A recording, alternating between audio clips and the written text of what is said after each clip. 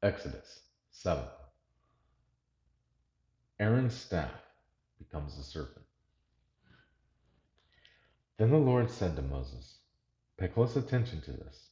I will make you seem like God to Pharaoh, and your brother Aaron will be your prophet. Tell Aaron everything I command you, and Aaron must command Pharaoh to let the people of Israel leave his country.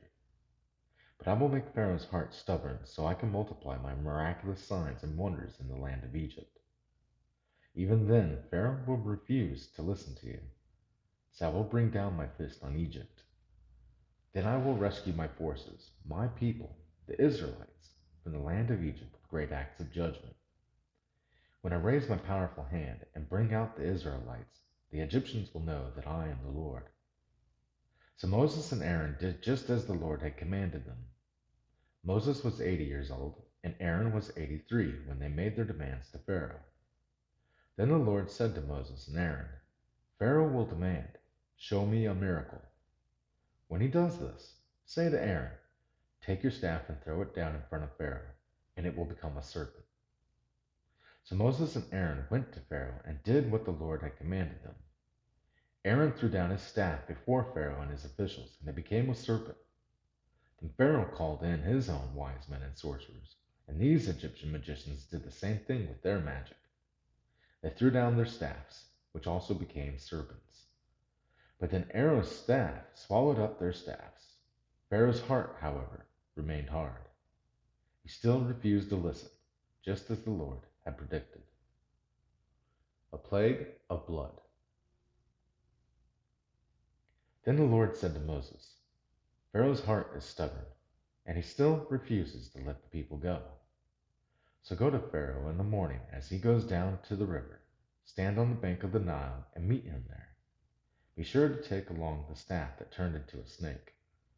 Then announce to him, 'The Lord, the God of the Hebrews, has sent me to tell you, let my people go so they can worship me in the wilderness. Until now you have refused to listen to him. So this is what the Lord says. I will show you that I am the Lord. Look, I will strike the water of the Nile with this staff in my hand, and the river will turn to blood. The fish in it will die, and the river will stink. The Egyptians will not be able to drink any water from the Nile." Then the Lord said to Moses, "Tell Aaron, take your staff and raise your hand over the waters of Egypt, all its rivers, canals, ponds, and all the reservoirs. Turn all the water to blood. Everywhere in Egypt the water will turn to blood, even the water stored in wooden bowls and stone pots." So Moses and Aaron did just as the Lord commanded them. As Pharaoh and all of his officials watched, Aaron raised his staff and struck the water of the Nile. Suddenly, the whole river turned to blood. The fish in the river died, and the water became so foul that the Egyptians couldn't drink it. There was blood everywhere throughout the land of Egypt. But again, the magicians of Egypt used their magic, and they too turned water into blood. So Pharaoh's heart remained hard.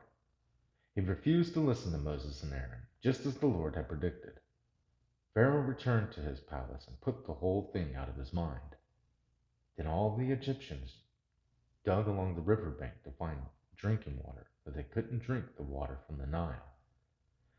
7 days passed from the time the Lord struck the Nile